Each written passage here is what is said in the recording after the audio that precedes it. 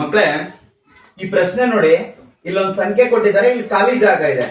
ಈ ಸಂಖ್ಯೆ 11ರಿಂದ ಭಾಗ ಆಗ್ಬೇಕು ಅಂದ್ರೆ ಖಾಲಿ ಜಾಗದಲ್ಲಿ ಯಾವ ಸಂಖ್ಯೆಯನ್ನ ಹಾಕ್ಬೇಕು ಅಂತ. ಈ ಲೆಕ್ಕ ಮಾಡ್ಬೇಕು ಅಂದ್ರೆ ನಾವು ಹೇಗ್ ಮಾಡ್ಬೇಕು ಅಂತ ನೋಡಿ. ನಾವು ಒಂದೊಂದು ಅಂಕಿಯನ್ನ ಬಿಟ್ಟು ಈ ರೀತಿ ಗುರುತು ಮಾಡ್ಕೋಬೇಕು. ಇಲ್ಲಿ ಇವು ಬೆಸಸ್ಥಾನಗಳು ಅಂತ ಹೇಳ್ತೀವಿ. 6 ಮತ್ತೆ 0 ಇದು 3, ಇವು ಸಮಸ್ಥಾನಗಳು ಅಂತ ಹೇಳ್ತೀವಿ. 8, 2, 1 ಹೀಗೆ ಒಂದೊಂದು ಅಂಕಿಯನ್ನ ಬಿಟ್ಟು ನಾವು ಗುರುತು ಮಾಡ್ಕೊಂಡು ಕೂಡ್ಕೋಬೇಕು. ಇವನ್ನ 6, 0, 3, 9 ಆಗುತ್ತೆ. ಮತ್ತೆ ಇದನ್ನ ಕೂಡಿದ್ರೆ ಮೇಲ್ಗಡೆ 1, 2, 3, 3, 8, 11 ಆಗುತ್ತೆ.